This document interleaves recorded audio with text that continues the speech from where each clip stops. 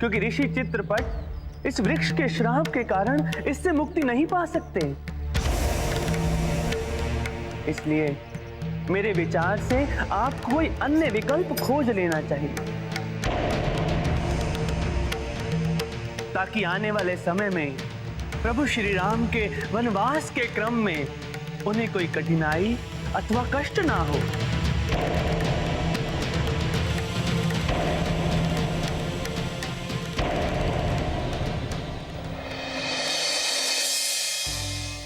देवी, यदि आपको ऐसा लगता है कि मृत्यु सभी कष्टों का अंत है, तो यह आपका भ्रम है। मृत्यु सभी कष्टों का अंत नहीं, अपितु प्रारंभ है। अब चाहे कुछ भी हो, मैं इस जीवन को और धारण नहीं किए रह सकती। जब तब साधना, प्रतीक्षा सब व्यर्थ चला गया, कुछ भी फलीभूत नहीं हुआ, तो ऐसा जीवन जीने से कोई अर्थ नहीं। तुम मेरी भावनाओं को समझने की चेष्टा करो, मेरे संताप को समझो, मेरे स्थान पर स्वयं को रखकर देखो, तुम्हें मेरे अंतहीन पीड़ा की अनुभूति होगी। तब तुम स्वयं मुझे मृत्यु को वरण करने से नहीं रोकोगे। ठीक है देवी, आपने कहा वो मैंने माना, किंतु आप भी मेरी बात मान लीजिए। क्या? हो सकता है देवी कि आपने अपने स्वामी को प्राप्त करने के लिए जो प्रयत्न किए वो अधूरे हो। उस अभिलाषा को पूर्ण करने का कोई तो मार्ग हो। कोई मार्ग नहीं है, सब करके देख लिया, सब व्यर्थ है। एक उपाय शेष है मेरे पास, जिसे निश्चित रूप से आप अपने स्वामी को प्राप्त कर सकती हैं। क्या? क्या उपाय है वो? कैलाश यात्रा। कैलाश यात्रा? हाँ, महादेव के दर्शन करने के बाद मन में कोई इच्छा नहीं रहती। मैं भी अपनी मनोकामना पूर्ति के लिए कैलाश यात्रा पर हूँ।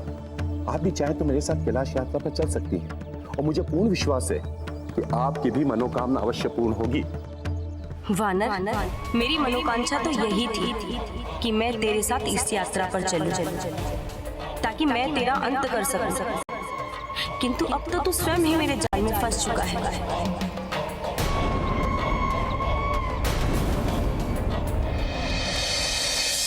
देवर्षि, ये आप क्या कह रहे हैं? आप जो कह रहे हैं वो संभव नहीं है। देवर्षि, ऋषि चित्रपट का इस वृक्ष से मुक्ति का मार्ग तो अवश्य होगा।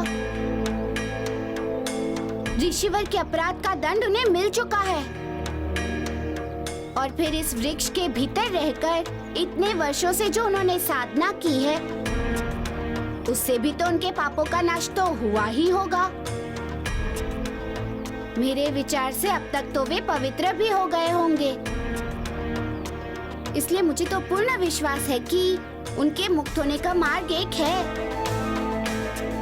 आप ध्यान से एक बार विचार कर लीजिए देवर्षि, एक ना एक उपाय अवश्य ही मिलेगा। नारायण नारायण, उपाय तो है प्रभु, किंतु वो उपाय असंभव है। आप सिर्फ उपाय बताएं देवर्षि, क्योंकि इस ब्रह्मांड में ऐसा कोई भी कार्य नहीं है कि जो असंभव है, और फिर वो कार्य चाहे कितना भी कठिन हो और असंभव क्यों ना हो, मुझे उसे संभव करना ही होगा, क्योंकि उस कार्य से मेरे प्रभु श्री राम जुड़े हुए हैं। ठीक है प्रभु, तो उपाय ये है कि ऋषि चित्रपट इसी वृक्ष से तभी बाहर आ सकते हैं जब ये वृक्ष फिर से हरा भरा हो जाए। देवर्षि, ये तो वास्तव में असंभव है। इस वृक्ष का जीवन तो समाप्त हो चुका है, फिर ये कैसे होगा? नारायण नारायण, प्रभु तभी तो कहा कि उपाय संभव नहीं है। यदि किसी प्रकार इस वृक्ष की आत्मा मिल जाए और उसे इस वृक्ष में स्थापित कर दिया जाए, तो ऋषि चित्रपट का बाहर आना संभव हो सकता है। ये किस प्रकार होगा, आप मुझे बताएं। प्रभु, आप तो जानी जान हैं, वृक्षों की आत्मा वृक्ष लोक में वास करती है। तदनुरूप आपको इस वृक्ष की आत्मा को वहीं से वापस लाना होगा।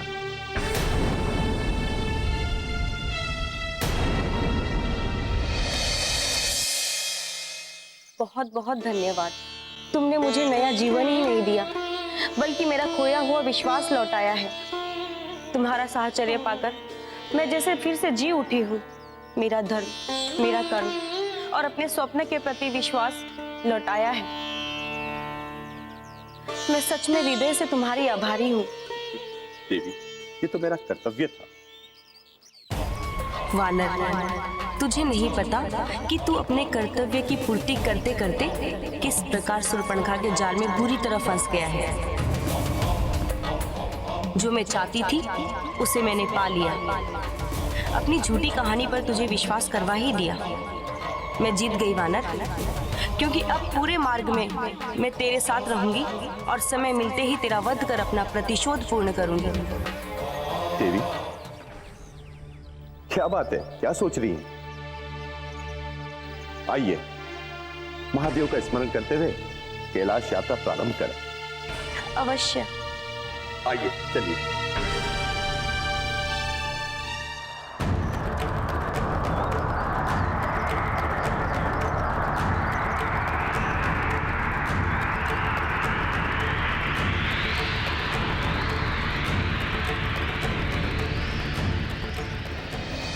ओम नमः शिवाय, ओम नमः शिवाय, ओम नमः शिवाय, ओम नमः शिवाय, ओम नमः शिवाय। बलशाली से बलशाली पुरुष भी स्त्री के त्रिया चरित्र के सामने निर्बल और असहाय हो जाता है वानर। ओम नमः शिवाय। तू मेरे साथ कैलाश की ओर बढ़ तो अवश्य रहा है, पर वहां तक तू पहुंच नहीं पाएगा। किंतु हाँ, मैं तुझे यमलोक अवश्य पहुंचा दूंगी। ओम नमः शिवाय, ओम नमः शिवाय।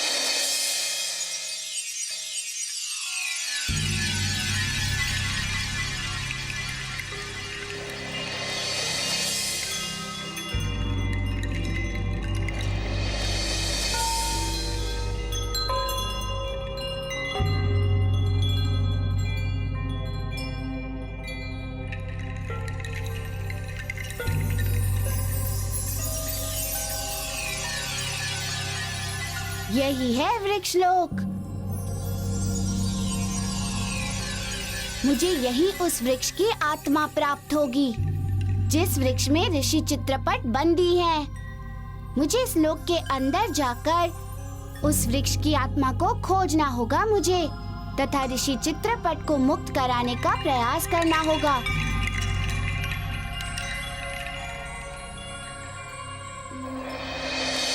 ओम नमः शिवाय, ओम नमः शिवाय, ओम नमः तुमने शिवाय। मेरे दुख को दूर करने का उपाय तो बता दिया, किंतु आपको क्या दुख है जो इतनी विकट कैलाश यात्रा पर हो? यदि गोपनीय ना हो और बता सकने योग्य हो तो आप मुझे बता सकते हो। सही यात्री से कैसी गोपनीयता? यात्रा में सही यात्री एक दूसरे के सुख दुख के साथी होते हैं और यात्रा की दूरी सुख दुख बांटने से ही भटकती है। तो बताओ, किस उद्देश्य से आप इस यात्रा पर हो? क्या दुख है आपको? देवी, मैं कैलाश यात्रा अपनी पत्नी अंजना के प्राणों की रक्षा हेतु। क्या हुआ आपकी पत्नी को? मेरी पत्नी अंजना के प्राण संकट में है, उसकी मृत्यु होने वाली है। वो मुझसे सदा सदा के लिए बिछड़ने वाली है, इसलिए मैं कैलाश यात्रा पे हूँ। मैं महादेव की शरण में जाकर अपनी पत्नी अंजना के जीवन की रक्षा की भिक्षा मांगूंगा। भिक्षा।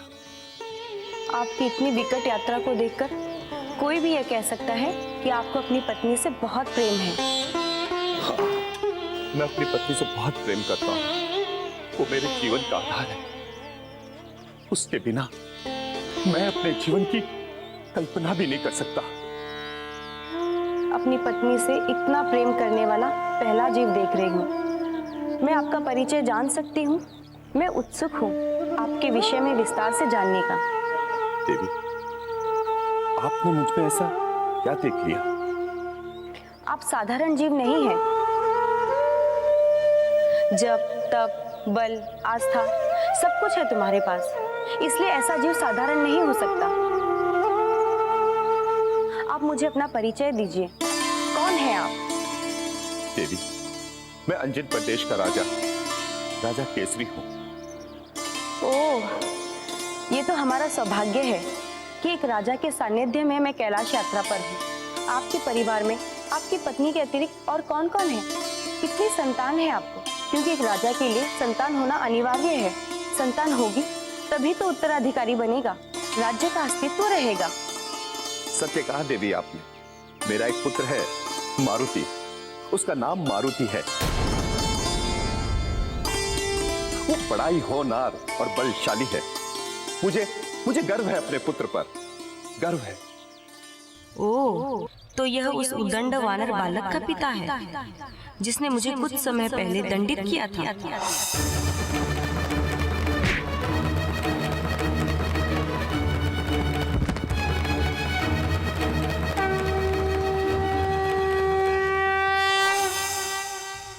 यह तो बहुत अच्छा हुआ कि मेरे शत्रु का पिता ही मेरे चंगुल में है। अब मैं पिता और पुत्र दोनों से एक साथ अपने दंड का, अपने अपमान का बदला लूंगी। वानर बालक, देख किस प्रकार मैं विजयी होने जा रही हूँ। देख।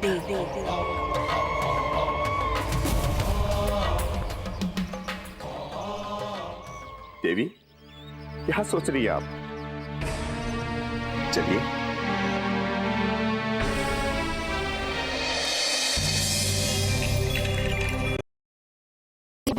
आत्माएं वास करती हैं।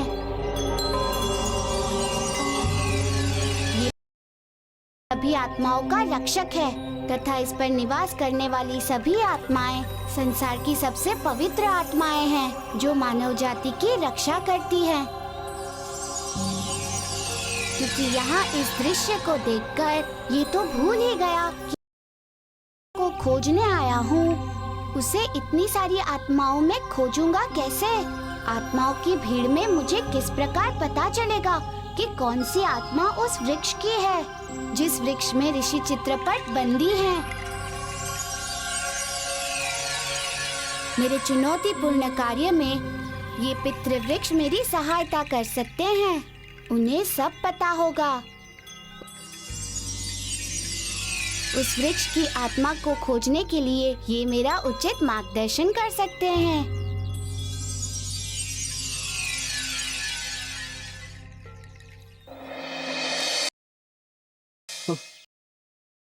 क्या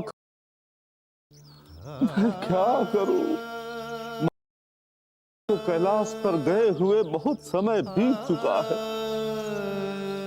अब तक तो उन्हें वापस लौट कर आ जाना चाहिए था, किंतु अभी तक वो लौट कर नहीं आए हैं। ना जाने कहाँ रुक गए हैं वो। कैलाश पर वो पहुंचे भी हैं या नहीं है, क्या मालूम। वह कैलाश के मार्ग के बाधाओं में ही उलझे हुए हैं। कैलाश का मार्ग है भी बड़ा कठिन एवं दुरूह। पग पग पर संकटों, वन्य पशुओं एवं हुआ है। कैसे पता करूं मैं, कैसे पता करूं उनका समाचार? किंतु नहीं, मुझे मार्ग के संकटों एवं बाधाओं से अत्यधिक भयभीत एवं सशंकित नहीं होना चाहिए, क्योंकि महाराज केसरी में तो अद्भुत शक्ति है। कोई भी संकट उनके मार्ग को नहीं रोक सकता है। वो हर संकट को पार कर लेंगे। कोई भी वन्य पशु और असुर नहीं कर सकता है। वो अपने लक्ष्य को अवश्य प्राप्त करेंगे। कोई भी वन्य पशु और असुर उनके मार्ग को बाधित नहीं कर सकता है। वो लक्ष्य प्राप्त करेंगे, क्योंकि उनके लक्ष्य से ही तो उनके जीवन का आधार है। उनके लक्ष्य से ही तो उनके परम प्रिय पत्नी अंजना की जीवन जुड़ी हुई है। मुझे पूर्ण विश्वास है कि वे असफल नहीं हो सकते हैं। वो अवश्य ही समय से पहले वापस आ जाएंगे, क्योंकि उन पर तो देव एवं आशीर्वाद है। इसलिए मुझे मार्ग के अमंगल से भयभीत होने की आवश्यकता नहीं है आवश्यकता, और ना ही अधिक चिंतित। हाँ हाँ हाँ। ओम नमः शिवाय, ओम नमः शिवाय, ओम नमः शिवाय, ओम। क्या बात है देवी, आप रुक क्यों गई? मैं बहुत थक गई हूँ महाराज, और रात्रि भी होने वाली है। मेरे विचार से यहाँ रात्रि विश्राम कर लेना चाहिए। देवी, हमारे पास समय नहीं है, हमें अतिशीघ्र कैलाश पहुंच जाना चाहिए। यदि आप हमारे साथ नहीं होती तो मैं कब से कैलाश पहुंच गया होता। मेरी पत्नी अंजना के प्राणों पर संकट बढ़ता जा रहा है, और विलंब किया तो मैं नष्ट हो जाऊंगा, मैं उजड़ जाऊंगा। देवी, मैं आपकी अधीरता और व्याग्रता समझ रही हूँ महाराज, किंतु सकुशल कैलाश पहुँचने के लिए हमें विश्राम की भी आवश्यकता है। विश्राम के बाद हम दुगुने वेग से यात्रा की ओर निकल पड़ेंगे। देवी, आपका कथन सत्य है। देवी, अभी रात्रि होने में समय है, और अंधेरा होने तक हमें यात्रा करनी चाहिए, ताकि कम से कम दूरी हो। देवी, मेरे विचार से अभी हमें चलना चाहिए। विश्राम के लिए कहीं और चल के सोचेंगे। केशवी, तुझे बहुत शीघ्रता है अपनी पत्नी के प्राणों के संकट से रक्षा करने की, परंतु तेरे प्राण पर क्या संकट है ये तू नहीं जानता। मूर्ख, तेरे प्राण संकट में है, तेरे प्राण। ये नहीं हो सकता। इस वृक्ष की आत्मा को पुनर्जन्म लेने से रोकना होगा, किसी तरह रोकना होगा।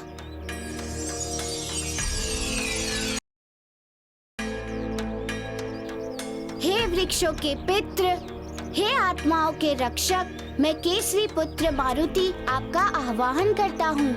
मुझे दर्शन दे पितृदेव, तथा मेरी समस्या का निदान करें।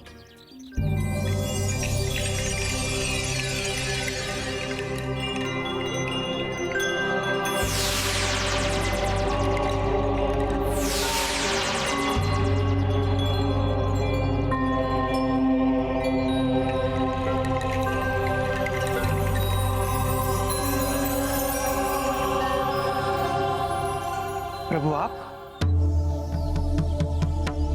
मैं तो धन्य हो गया प्रभु, मैं तो धन्य हो गया आपके दर्शन पाकर। मेरा प्रणाम स्वीकार करें। आदेश करें, क्या कर सकता हूँ? पितृदेव, मैं यहाँ को खोजने आया हूँ।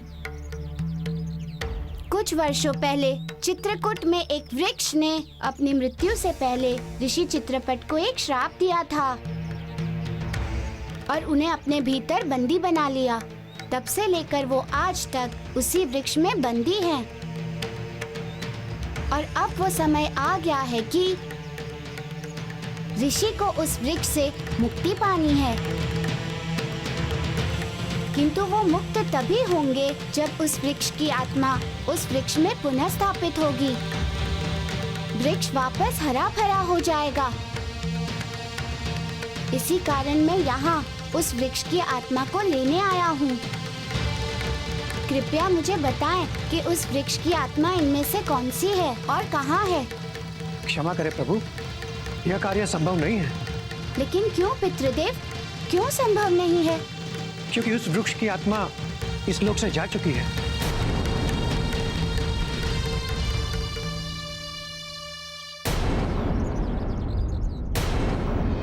क्योंकि उस वृक्ष की आत्मा इस लोक से जा चुकी है।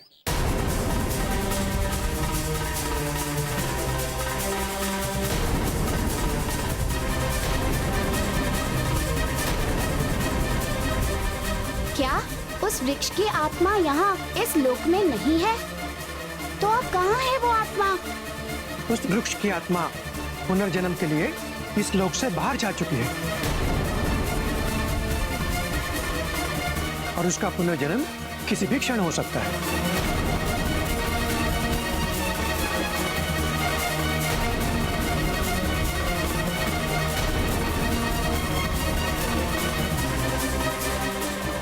उस वृक्ष की आत्मा पुनर्जन्म के लिए इस लोक से बाहर जा चुकी है और उसका पुनर्जन्म किसी भी क्षण हो सकता है।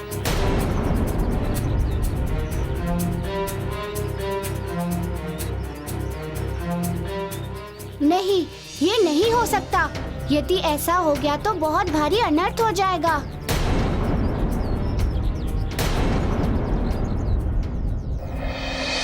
ओम नमः शिवाय, ओम नमः शिवाय, ओम नमः शिवाय, ओम नमः शिवाय। मुझे उस आत्मा को खोजना ही होगा। मुझे अविलंब खोजना होगा।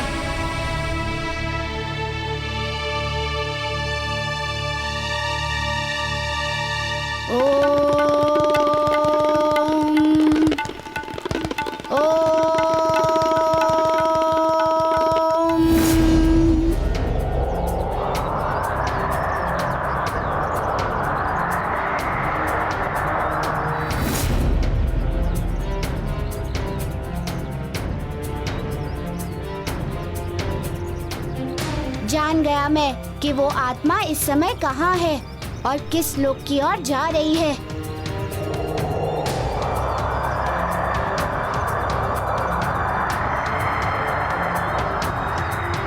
अब मैं उसे रोकूंगा, अवश्य रोकूंगा। ओम नमः शिवाय, ओम नमः शिवाय, ओम नमः शिवाय, ओम नमः शिवाय, ओम नमः शिवाय, ओम नमः शिवाय। केशरी, चाहे तू कितना भी प्रयत्न क्यों न कर ले, मैं तेरी कैलाश यात्रा पूर्ण नहीं होने दूंगी। मैं तेरा मार्ग में ही अंत कर दूंगी। ओम नमः शिवाय। सहज नहीं है शूर्पणखा के क्रिया चरित्र के जाल से निकल जाना, बिल्कुल भी सहज नहीं है। ओम नमः शिवाय, ओम नमः शिवाय। तू मेरे कहने से रुका नहीं। कोई बात, मेरे पास मार्ग है तुझे रोकने का। तू अभी रुक जाएगा। ओम नमः शिवाय।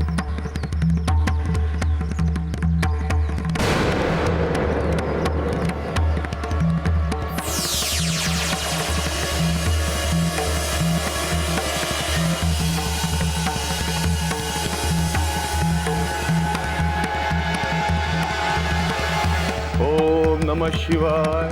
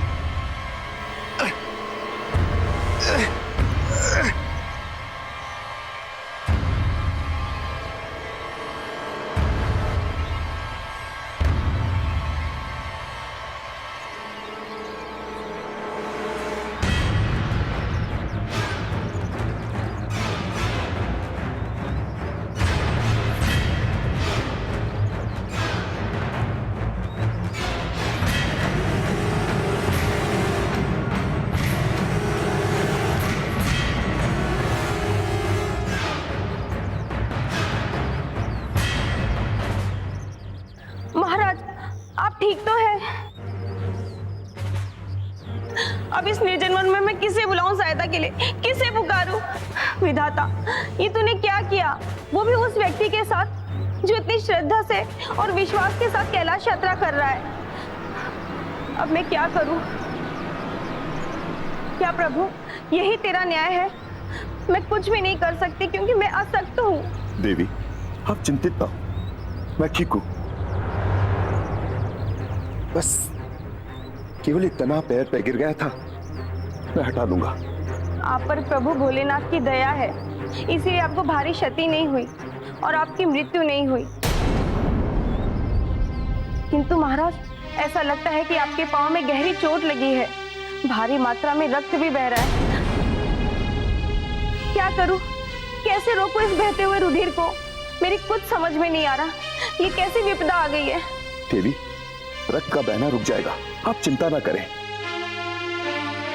मुझे अपने रक्त के बहने अथवा चोट की चिंता नहीं है, चिंता तो कैलाश यात्रा की है। मुझे शीघ्र ही कैलाश यात्रा पूर्ण करनी है। ये तना हट जाए तो हम पुनः कैलाश यात्रा आरंभ कर सकें। नहीं नहीं महाराज, इस अवस्था में आप कैसे यात्रा करेंगे? मेरे विचार से आपको विश्राम कर लेना चाहिए। घाव तनिक ठीक हो जाए, उसके बाद ही आप अपनी यात्रा प्रारंभ करें। देवी, ऐसी कोई बात नहीं है, ये तो साधारण सी चोट है। इसके लिए रुकना अनर्थ होगा, अनर्थ।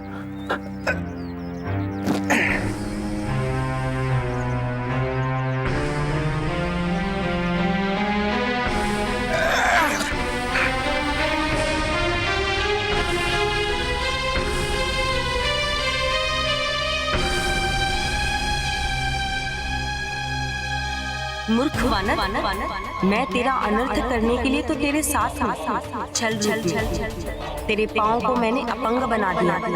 ना तू अब अपने पाँव पर खड़ा हो सकता है और ना ही अपनी कैलाश यात्रा पूरी करने हेतु चल सकता है। विवश कर दिया मैंने तुझे अपने कहे अनुसार चलने पर। और दूसरी बात, अभी तो यह मेरी मायावी क्रिया चरित्र का प्रारंभ है, भयंकर अंत तो अभी बाकी है। महाराज केशरी, मेरे शत्रु का पिता दुष्ट वानर।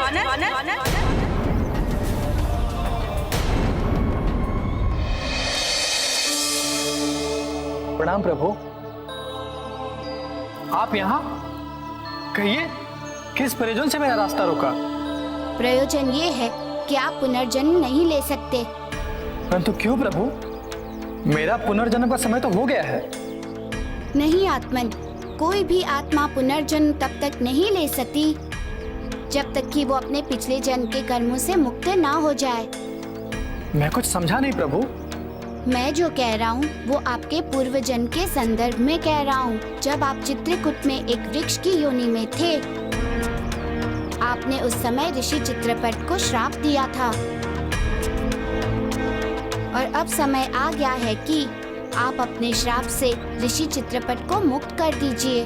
किंतु प्रभु, ऋषि चित्रपट तो वृक्ष को सिर्फ अपना ही नहीं, पूरे मानव जाति का, पूरे सृष्टि का शत्रु मानते हैं। उनको शाप मुक्त करने का अर्थ है पूरे वृक्ष का नाश। अब वो वृक्ष को नष्ट नहीं करेंगे। ये आप किस आधार पर कह सकते हैं प्रभु? आप तो भली भांति उनके स्वभाव से परिचित हैं। वो कितने क्रोधी स्वभाव के हैं। भली भांति जानता हूँ मैं आत्मा। फिर भी आप उन्हें शाप मुक्त करने को कह रहे हैं? हाँ, क्योंकि उन्हें अपने अपराध का बोध हो गया है और वे अपने अपराध का दंड भी भोग चुके हैं। इसलिए अब आपको उस विषय को लेकर चिंतित होने की आवश्यकता नहीं है। तथा दूसरी महत्वपूर्ण बात यह है कि जिसके लिए उनका मुक्त होना आवश्यक है, प्रभु श्री राम की सेवा उन्हें ही करनी है। और ये संभव तब है जब वे वृक्ष से बाहर आएंगे। यदि आप उन्हें श्राप मुक्त नहीं करेंगे तो वे वृक्ष से बाहर नहीं आएंगे। तो प्रभु श्री राम की धर्म की स्थापना अधूरी रह जाएगी और जिसका परिणाम होगा, संसार में चारों ओर अधर्म और अत्याचार का साम्राज्य फैल जाएगा। अब निर्णय आपको ही करना है आत्मन कि धर्म स्थापना हेतु आप उन्हें श्राप मुक्त करेंगे अथवा उन्हें इसी प्रकार वृक्ष में बंदी रहने देंगे। मैं आपके आदेश से पृथक कैसे जा सकता हूँ प्रभु? मैं उन्हें शाप मुक्त करूंगा। तो आपको हमारे साथ चलना होगा। जैसी आपकी आज्ञा प्रभु, चलिए।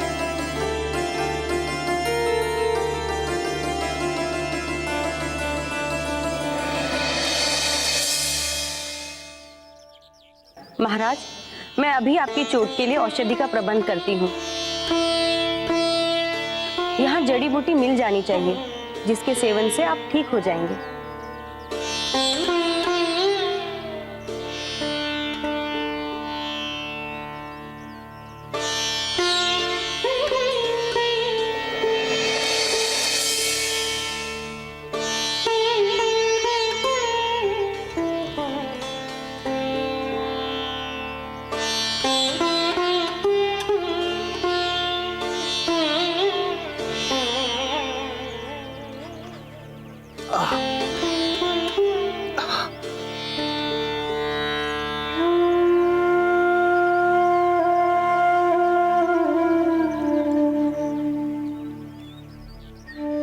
देवी, आपको औषधि का तो बहुत ज्ञान है, इतना ज्ञान कहां से प्राप्त किया आपने? महाराज, इतने वर्षों वन में रहने का अनुभव है। रहते रहते यहाँ की औषधियों एवं वनस्पतियों का ज्ञान हो गया है। और आज आपके काम आकर यह बोध हुआ कि मेरा वनवासी जीवन व्यर्थ नहीं गया। इससे आपको अतिशीघ्र आराम हो जाएगा। देवी, मैं आपका हृदय से आभारी हूं।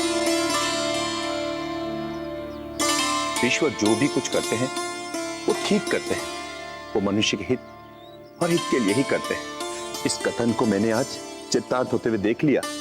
सो कैसे महाराज? देवी, यदि आप मेरे साथ इस यात्रा में ना होती तो मेरी यात्रा पूरी नहीं होती, अधूरी रह जाती। ये तो संयोग की बात है महाराज, और ये तो मैं अपना सौभाग्य समझती हूँ कि आप मुझे मिल गए और कैलाश दर्शन की मेरी यात्रा पूरी हो रही है। देवी, मुझे पुण्य कमाने का अवसर प्राप्त हुआ।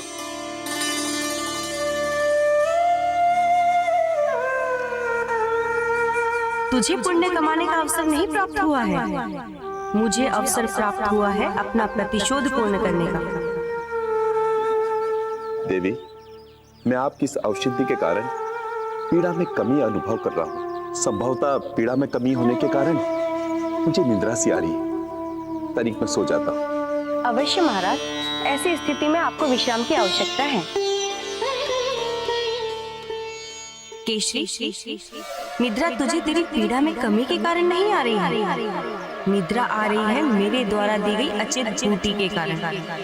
अब तुम शीघ्र ही मूर्छित हो जाओगे और अपने कैलाश यात्रा कभी नहीं पूरी कर पाओगे। अब आप इस मृत वृक्ष में प्रवेश करें आत्मन, ताकि वृक्ष जीवित हो सके तथा ऋषि चित्रपट बाहर आ सके। क्योंकि जब तक वृक्ष जीवित होकर हरा भरा नहीं होगा, ऋषि चित्रपट उससे बाहर नहीं आ सकते। जो आ गया प्रभु।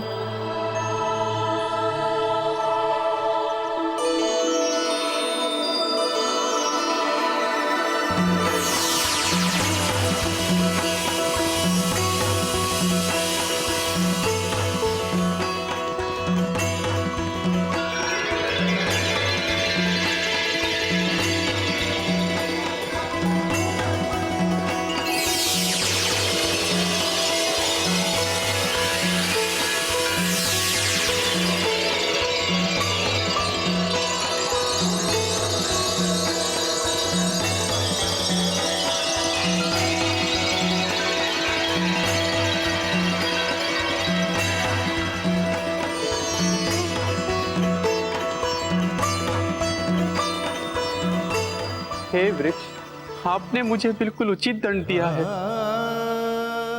इतने वर्षों इस वृक्ष के भीतर रहने के उपरांत मुझे यह ज्ञान हो गया है कि प्राणी को सुख देने में वृक्ष कितने कष्ट सहते हैं।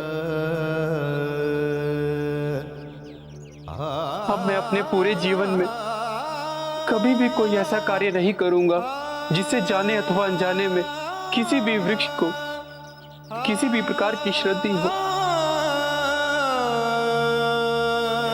अब मैं अपने पूरे जीवन में कभी भी कोई ऐसा कार्य नहीं करूंगा जिससे जाने अथवा अनजाने में किसी भी वृक्ष को किसी भी प्रकार की क्षति हो।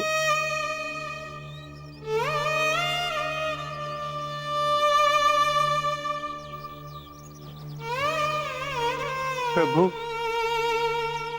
आपने मुझे श्राप मुक्त करके मुझ पर बहुत बड़ी कृपा की है। मैं सदा आपका आभारी रहूंगा प्रभु, मैं सदा आपका आभारी रहूंगा। जय बजरंग बली, जय बजरंग बली, जय बजरंग बली, जय बजरंग बली।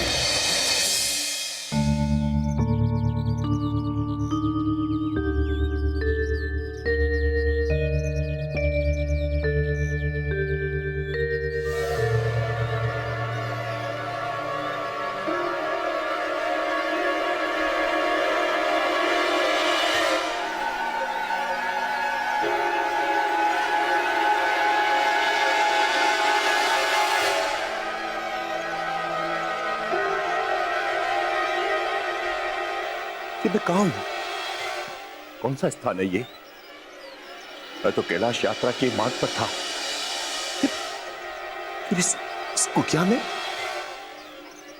में मैं आया कैसे? मैं लेकर आई हूँ महाराज।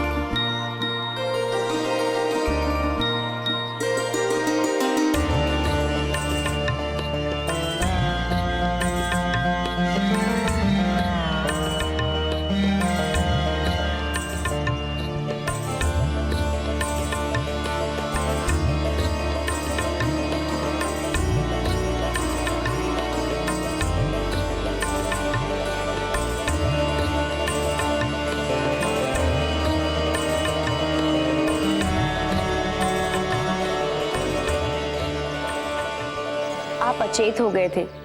मैं अकेली क्या करती, आपकी सुरक्षा कैसे करती?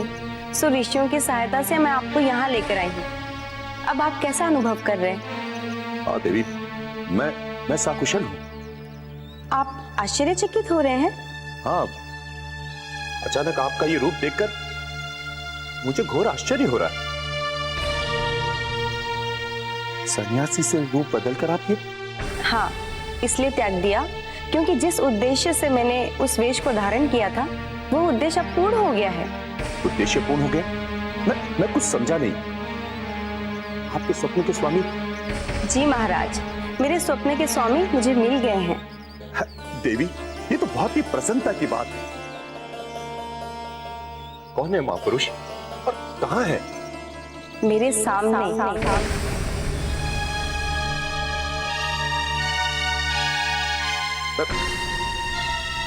मैं कुछ समझा नहीं देवी, आप क्या कह रही हैं? महाराज, जिस महापुरुष के दर्शन मैंने स्वप्न में किए थे वो आप ही हैं।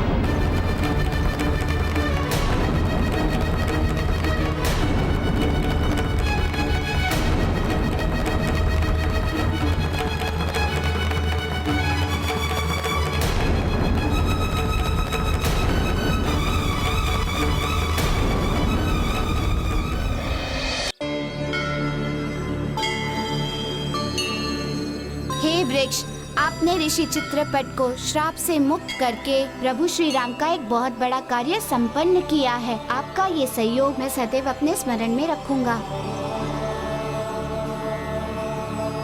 हे आत्मन, अब आप पुनर्जन्म हेतु जा सकते हैं। नहीं प्रभु, अब मैं इस स्थान को छोड़कर कहीं नहीं जाना चाहता। लेकिन क्यों? आपका तो पुनर्जन्म होने वाला है। अब आप मनुष्य योनि में जन्म लेंगे, सुख पूर्वक रहेंगे। प्रभु, मनुष्य योनि में जन्म लेकर मैं आवागमन के बंधनों में बंधा रहूंगा। किसी दूसरे स्थान पर रहूंगा, जबकि यहाँ रहूंगा इसी वृक्ष योनि में। तब जब प्रभु श्री राम यहाँ आएंगे तो कम से कम उनके दर्शन तो कर पाऊंगा प्रभु। अन्यत्र जन्म लेने के बाद कहाँ यह सुअवसर प्राप्त होगा प्रभु।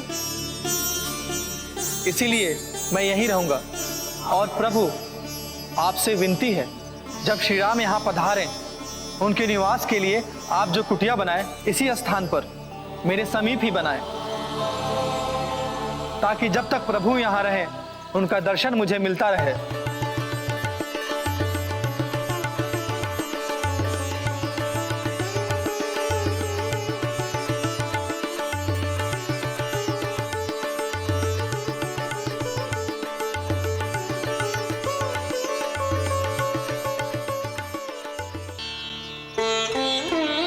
हे वृक्ष, आपने ऋषि चित्रपट को श्राप से मुक्त करके प्रभु श्री राम का एक बहुत बड़ा कार्य संपन्न किया है। आपका ये सहयोग मैं सदैव अपने स्मरण में रखूंगा।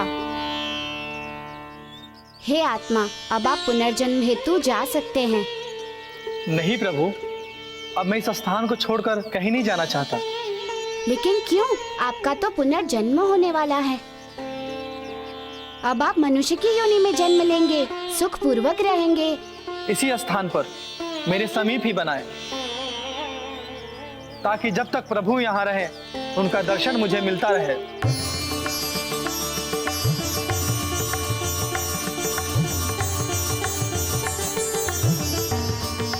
प्रभु, मनुष्य योनि में जन्म लेकर मैं आवागमन के बंधनों में बंधा रहूंगा। किसी दूसरे स्थान पर रहूंगा, जबकि यहाँ रहूंगा इसी वृक्ष योनि में, तब जब प्रभु श्री राम यहाँ आएंगे तो कम से कम उनके दर्शन तो कर पाऊंगा प्रभु। अन्यत्र जन्म लेने के बाद कहाँ यह सुअवसर प्राप्त होगा प्रभु।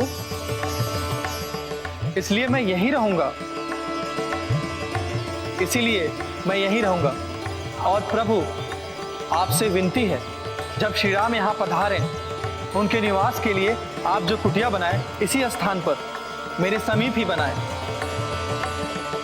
ताकि जब तक प्रभु यहाँ रहे उनका दर्शन मुझे मिलता रहे और उनका स्पर्श पाकर मेरा उद्धार हो सके प्रभु। यही होगा।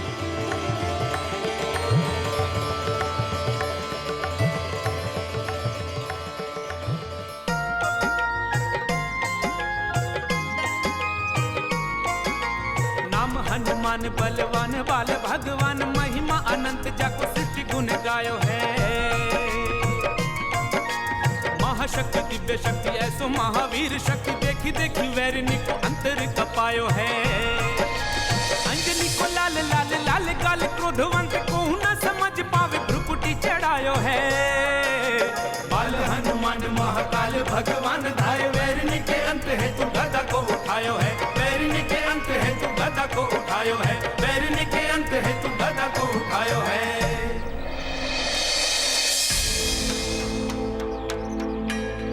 आप ये क्या कह रही हैं? आपको भ्रम हुआ है, ये सत्य नहीं है और ना ही कभी ये सत्य हो सकता है। किंतु यही सत्य है महाराज।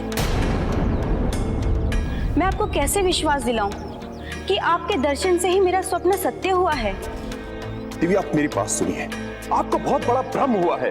आप जो कह रही हैं वो असंभव है। किंतु जो संभव हो गया वही सत्य है। उसे कैसे असंभव मान लूं, कैसे असत्य मान लूं? मुझे कोई भ्रम नहीं हुआ है, बल्कि उल्टा मेरा भ्रम, मेरी भ्रांति, मेरा भटकाव सब दूर हो गया है, सब समाप्त हो गया है। मैं आज आपको पाकर इतरा रही हूँ कि मेरे स्वप्न में जिस स्वामी के छवि मात्र के दर्शन हुए थे, आज मेरे सामने साक्षात उपस्थित है। मैं सच कह रही हूँ, जब मैंने आपको पहली बार देखा तो मेरे स्वप्न की छवि मूर्त हो गई और मैंने जान लिया कि वो आप ही हैं, जिसके लिए मैंने सब कुछ त्याग दिया और सन्यासिनी का जीवन धारण कर लिया।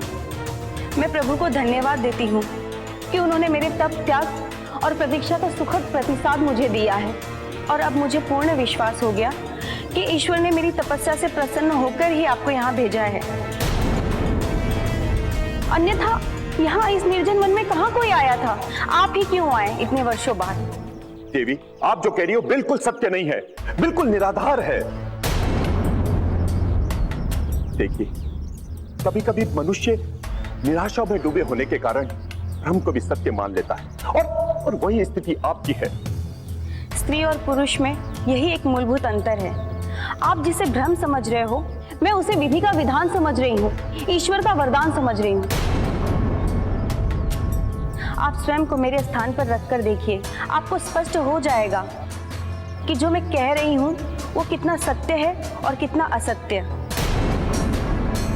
हो जाएगा दूध का दूध और पानी का पानी। आप केवल मन से स्थान परिवर्तन करके देखिए कि आपने मेरे जीवन की रक्षा क्यों की। आप उसी समय क्यों आए जब मैंने अपने जीवन का अंत करने का सोचा। कुछ तो संबंध रहा होगा, अन्यथा। देवी, एक पल आप मेरी बात सुनिए। आप जिसे संबंध कह रही हैं, वो संबंध नहीं है, केवल संयोग मात्र है। और संयोग से संबंध नहीं बनते हैं। संबंध तो दो हृदय के समर्पण और समागम से बनते हैं। देवी, आप कुछ भी कहिए, मेरे स्वप्न के स्वामी आप ही हैं और आप ही रहेंगे। और इस नाते अब आपको मुझे स्वीकार करना ही होगा।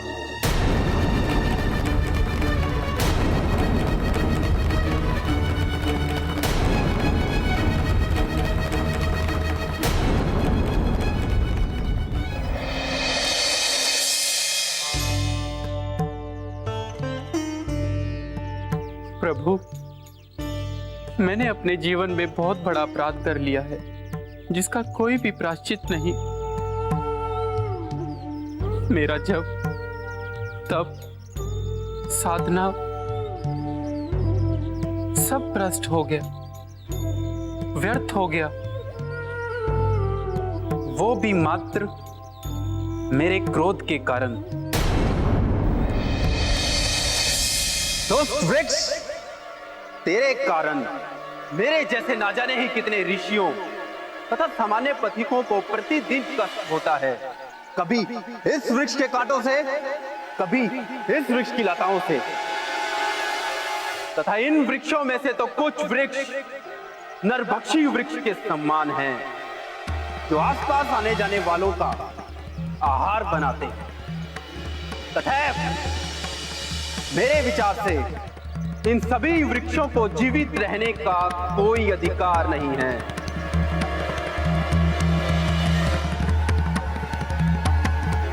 इसीलिए मैं संकल्प लेता हूं कि आज इन सभी वृक्षों को नष्ट कर दूंगा।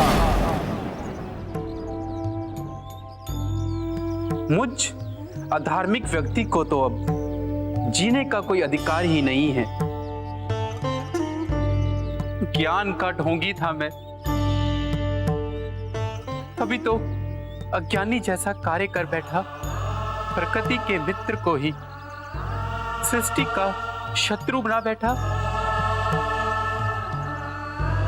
धिक्कार है मेरे ऋषि होने पर, तपस्वी होने पर। धिक्कार है। इतनी सामान्य सी बात भी मैं नहीं समझ पाया प्रभु कि तरुवर फल नहीं खात है, सरवर पिहई न नीर। इन निशब्द तत्वों के भाव को एक ऋषि होकर भी मैं ना समझ पाया। मेरा जीवन व्यर्थ है प्रभु, व्यर्थ है मेरा जीवन, निरर्थक है, उद्देश्यहीन है, आपराधिक जीवन है मेरा प्रभु, आपराधिक जीवन है। नहीं ऋषिवर नहीं, ऐसा मत सोचिए। आपने कोई भी अपराध नहीं किया है। नहीं प्रभु, मैंने अपराध किया है, और अब ये सारा संसार मुझे एक अधार्मिक व्यक्ति के रूप में जानेगा। ऐसी बात नहीं है ऋषिवर, क्योंकि जो भी होता है वो मनुष्य स्वयं से नहीं करता। सारी घटनाएं, सारी क्रियाएं विधि के द्वारा ही निर्धारित है। इसलिए जो भी हुआ है वो विधि का विधान ही था। विधि का विधान कार्य नहीं होता, जो भी होता है वो उद्देश्य होता है। उसके पीछे कोई ना कोई कारण होता है। इसलिए आपके क्रोध और विनाश क्रिया के पीछे कोई ना कोई कारण अवश्य होगा जो आप नहीं जानते। क्या कारण होगा इन अधार्मिक और अनर्थकारी कार्यों का? कारण ये था कि आप जीवित रहें।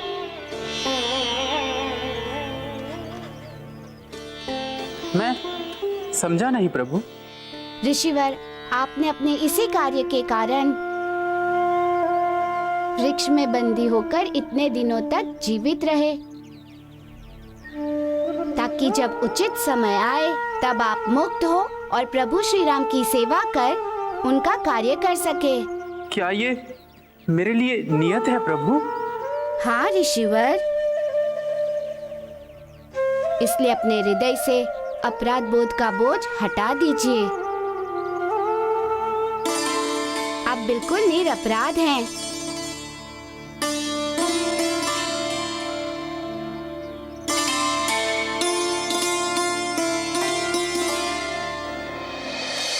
देवी, मैं समझ ही नहीं पा रहा हूं कि आपको क्या हो गया है। क्यों आप इस प्रकार की अनगंत बातें कर रही हैं? जो संभव नहीं है उसके लिए क्यों हट कर रही हैं आप? आप जानती हैं कि मैं विवाहित हूं, मेरे एक पुत्र है और मैं अपनी पत्नी अंजना के जीवन रक्षा के लिए कैलाश यात्रा पर हूं। फिर भी आप? बिल्कुल जानती हूँ। आपने ही बताया कि आपकी पत्नी के प्राण संकट में हैं। तो क्या यह संकेत नहीं है कि उसी संकट के समय हम एक दूसरे से मिले? देवी, देवी आप क्या कह रही हैं? कैसा संकेत, कैसा मिलने का समय? विधि का संकेत और विधान का समय। तात्पर्य? तात्पर्य, एक और आपकी पत्नी की आयु समाप्त होने जा रही है और ठीक दूसरी ओर आप मेरे जीवन में प्रवेश करने जा रहे हो। क्या यह घटना उस विधान या नियति की ओर इंगित नहीं कर रहा कि आपको अपना शेष जीवन मेरे साथ व्यतीत करना है?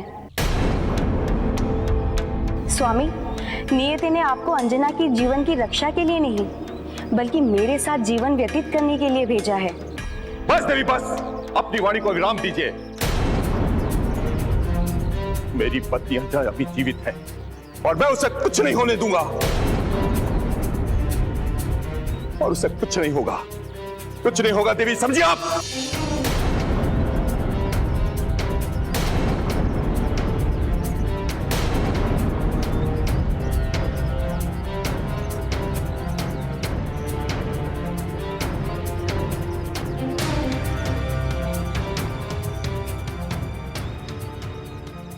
इस वानर का पत्नी प्रेम देखकर तो मुझे ईर्ष्या होने लगी।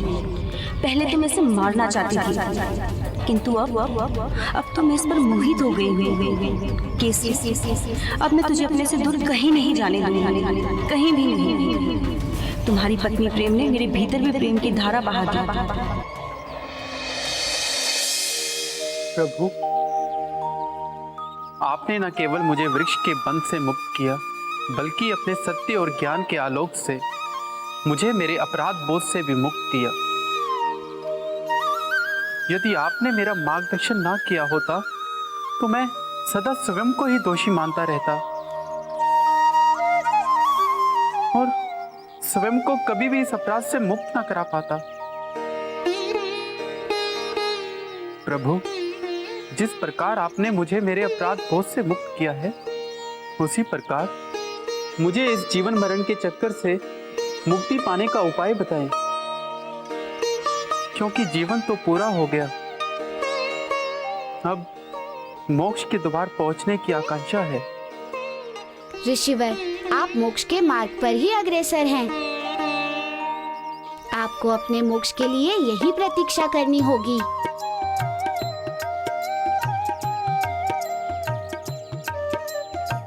यहाँ और मोक्ष? हाँ ऋषिवर, यही वो स्थान है जहाँ प्रभु श्री राम का स्वागमन होगा और आप उनकी सहायता करेंगे।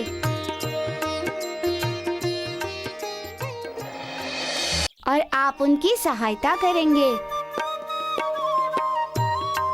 तत्पश्चात आपको स्वयं मोक्ष की प्राप्ति हो जाएगी। प्रभु, मैं तो उस पल की बरसों से प्रतीक्षा कर रहा हूँ। कब आएगा वो शुभ दिन प्रभु? बस आने ही वाला है। और इसी की सूचना देने के लिए मैं आपके पास आया था कि प्रभु श्री राम का अवतार हो चुका है। वो शीघ्र ही चित्रकूट आएंगे। प्रभु, क्या मुझ अभागी को भी श्री राम भगवान के दर्शन प्राप्त होंगे? और क्या मुझे भी संसार के आवागमन से मुक्ति मिलेगी, मोक्ष प्राप्त होगा? अवश्य ऋषिवर, अवश्य। जब प्रभु श्री राम की चरण रज तक को सद्गति प्राप्त हो सकती है, तो फिर आप तो एक ऋषि हैं, उनकी सेवा कार्य में रहें, तब भला आपको कैसे मोक्ष की प्राप्ति नहीं होगी? आपके लिए यही नियति है।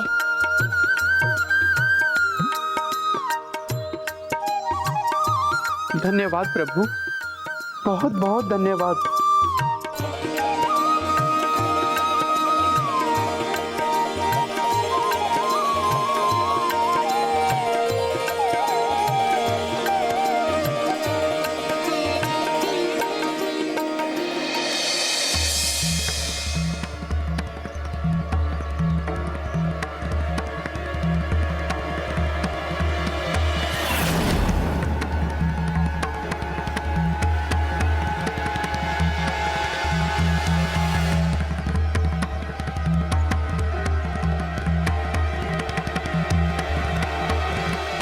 महाराज, जिस महापुरुष के दर्शन मैंने स्वप्न में किए थे वो आप ही हैं।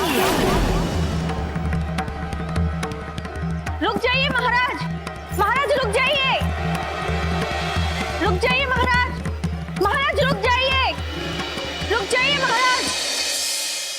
प्रभु, मैं आपका हृदय से आभारी हूँ जो आपने यहाँ आने का कष्ट उठाया तथा मुझे मुक्त करवाया। अन्यथा मैंने तो आशा ही छोड़ दी थी कि मैं कभी मुक्त भी हो पाऊंगा।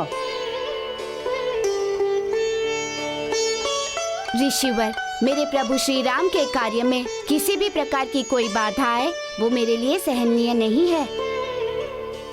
इसलिए मुझे अपने प्रभु श्री राम के कार्य के हेतु के लिए यहाँ आना ही था। किंतु प्रभु, मैं एक बात अभी तक नहीं समझ पाया कि मैं किस प्रकार प्रभु श्री राम की सहायता कर सकता हूँ। सब नियति है ऋषिवर। अपने वनवास के समय श्री राम यहाँ इसी वन में वास करेंगे। तब उस समय आपको प्रभु श्री राम और माता सीता के लिए विश्राम हेतु इसी स्थान पर एक प्रण कुटी तथा आश्रम का निर्माण करना होगा, और वही आपके उद्धार का कारण भी होगा।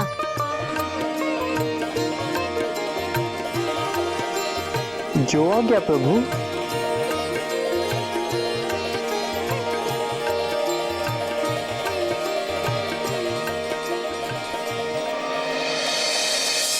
महाराज रुक जाइए, महाराज रुक जाइए, रुक जाइए महाराज।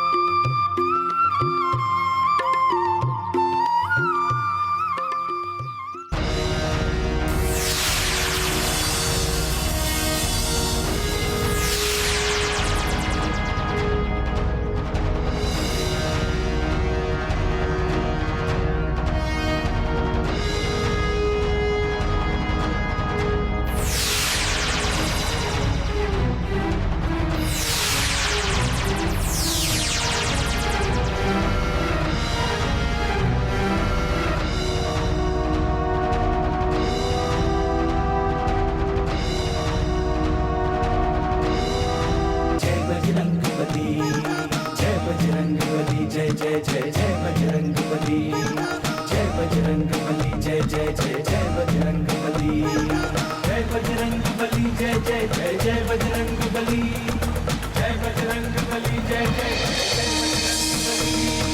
जय बजरंग बली, जय जय जय जय बजरंग बली, जय बजरंग बली, जय जय जय जय बजरंग बली, जय बजरंग बली, जय जय जय जय बजरंग बली, जय बजरंग बली, जय जय जय जय बजरंग बली, जय जय जय जय बजरंग बली, जय जय जय जय बजरंग बली, जय जय जय जय बजरंग बली, जय जय जय जय बजरंग बली, जय जय जय जय बजरंग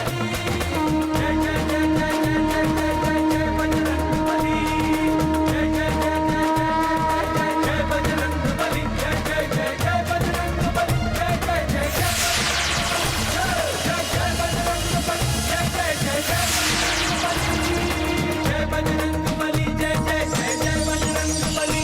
जय बजरंग बली, जय जय जय जय बजरंग बली, जय जय जय जय बजरंग बली, जय बजरंग बली, जय जय जय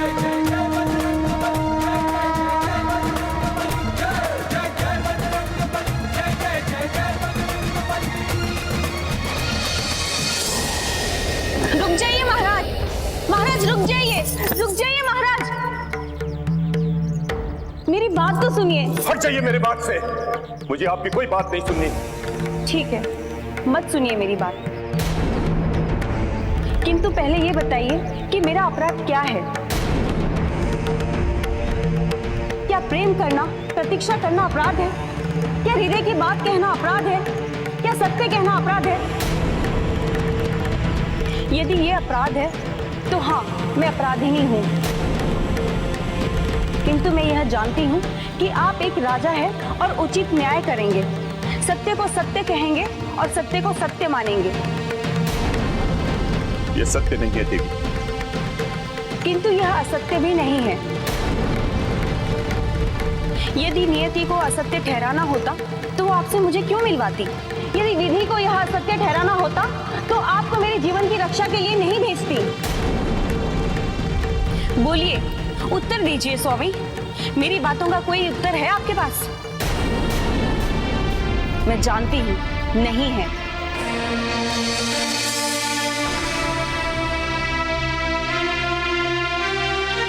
नहीं है मेरे पास,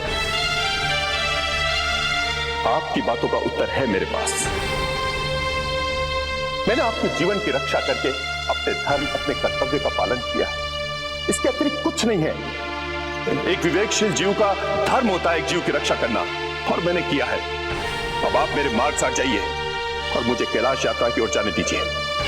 ठीक है, जाइए आप कैलाश की यात्रा पर, मैं अब आपको नहीं रोकूंगी, किंतु अब आप मुझे भी मत रोकिएगा मृत्यु लोक की यात्रा करने से।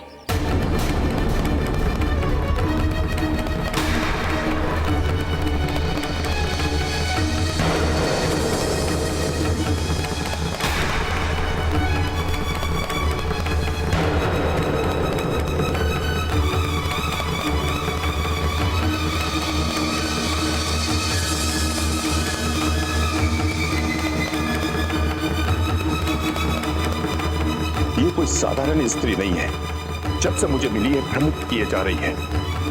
मुझे अपनी योग शक्ति से इसके बारे में जानना होगा कि ये कौन है।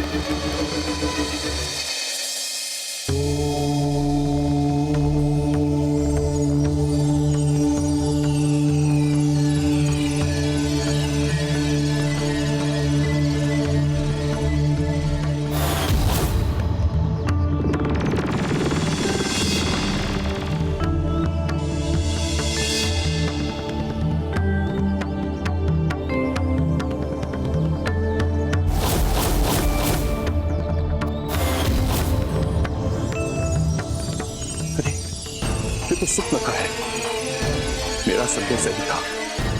ये तो असुरी मायावी शक्ति है।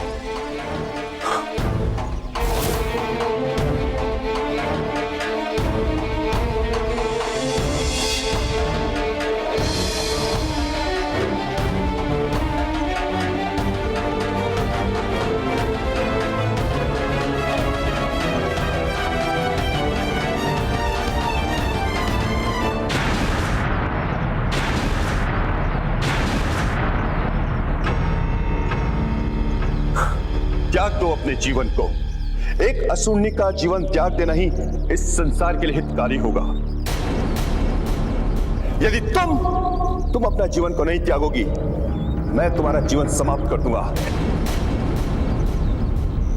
क्योंकि इसके अतिरिक्त मेरे पास और कोई दूसरा मार्ग नहीं है।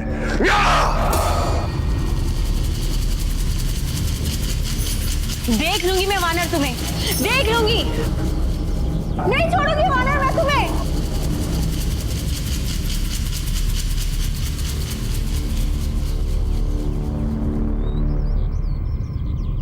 यदि पहले ही मैं पहचान लेता तो मेरा इतना समय व्यर्थ ना होता।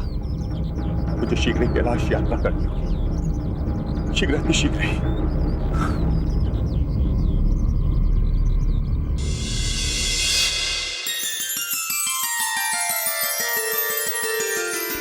प्रणाम प्रभु।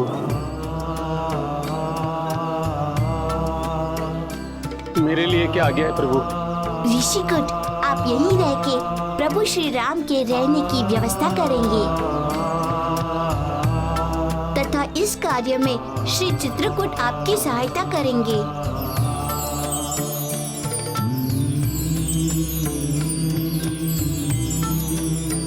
प्रभु के रहने की व्यवस्था के लिए मैं अपनी पूरी क्षमता लगा दूंगा प्रभु। अब से तो मुझे यही अपेक्षा है श्री ऋषिकुट। और हाँ, आप लोग यहाँ तब तक रहेंगे जब तक कि प्रभु श्री राम यहाँ नहीं आ जाते तथा यहाँ का कार्य पूर्ण करके आगे के लिए प्रस्थान नहीं कर जाते। प्रभु आप चिंता ना कीजिए, हम प्रभु की सेवा में कोई कमी नहीं छोड़ेंगे।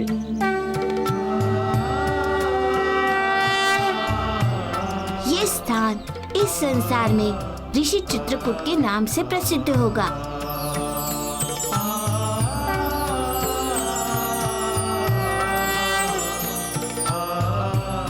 रामायण की कथा का दायित्व अब मेरा यहीं समाप्त हुआ।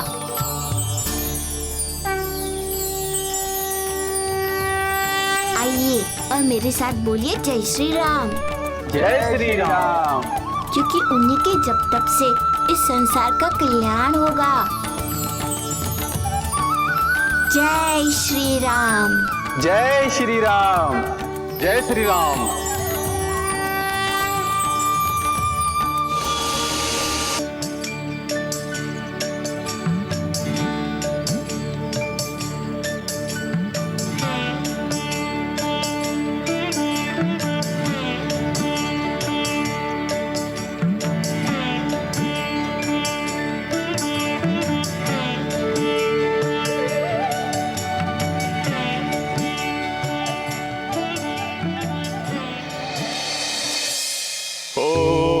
नमः शिवाय, ओम नमः शिवाय, ओम नमः शिवाय, ओम नमः शिवाय, ओम नमः शिवाय, ओम नमः शिवाय, ओम नमः शिवाय, ओम नमः शिवाय, ओम नमः शिवाय।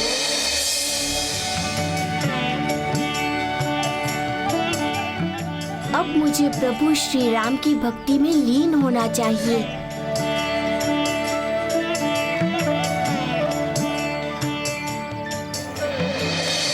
ओम नमः शिवाय, ओम नमः शिवाय, ओम नमः शिवाय,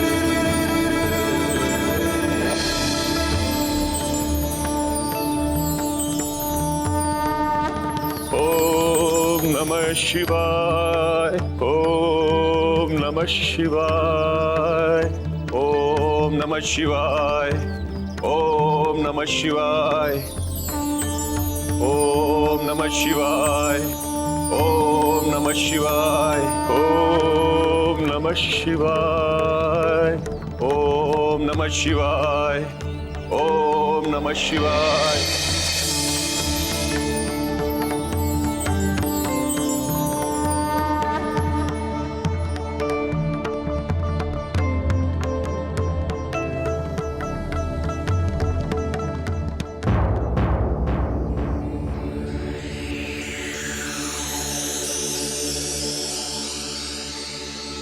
हे महादेव, हे अंतर्यामी देवाधिदेव महादेव, मैं आपके चरण में अपनी पत्नी अंजना के प्राणों की रक्षा हेतु आया हूं। आपको मुझे मेरी पत्नी के प्राणों को लौटाना होगा प्रभु, लौटाना होगा।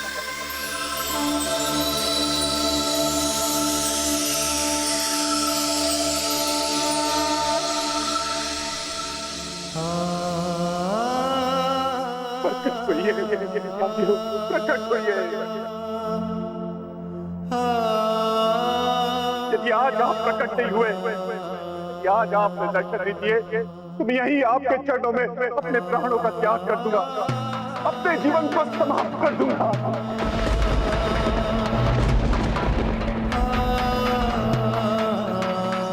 ओम नमः शिवाय, ओम नमः शिवाय, ओम नमः शिवाय, ओम नमः शिवाय, ओम नमः शिवाय, ओम नमः शिवाय, ओम नमः शिवाय, ओम नमः शिवाय, ओम नमः शिवाय, ओम नमः शिवाय, ओम नमः शिवाय, ओम नमः शिवाय, ओम नमः शिवाय, ओम नमः शिवाय, ओम नमः शिवाय।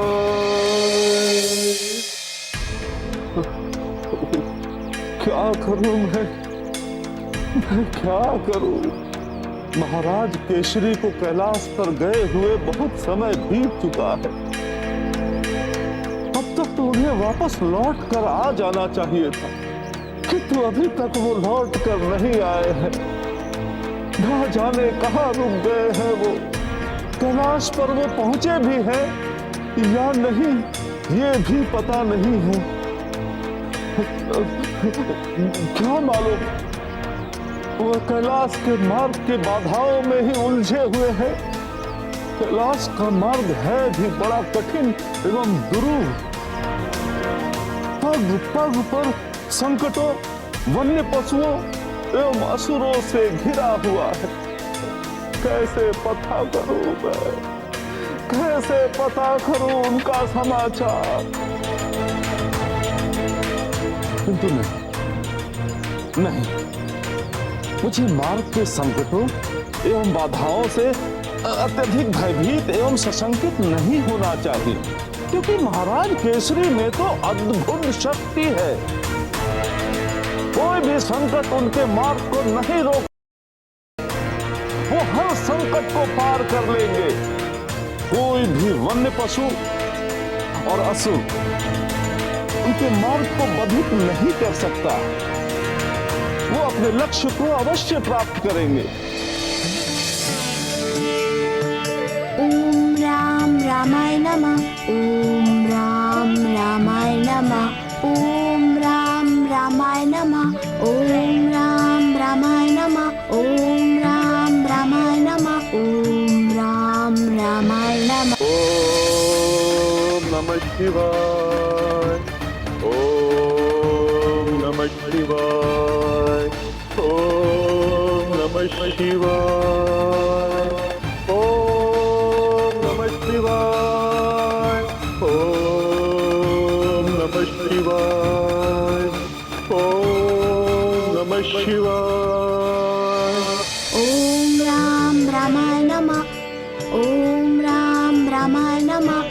ओम राम रामाय नमः। ओम राम रामाय नमः। ओम नमः शिवाय। ओम नमः शिवाय। ओम नमः शिवाय।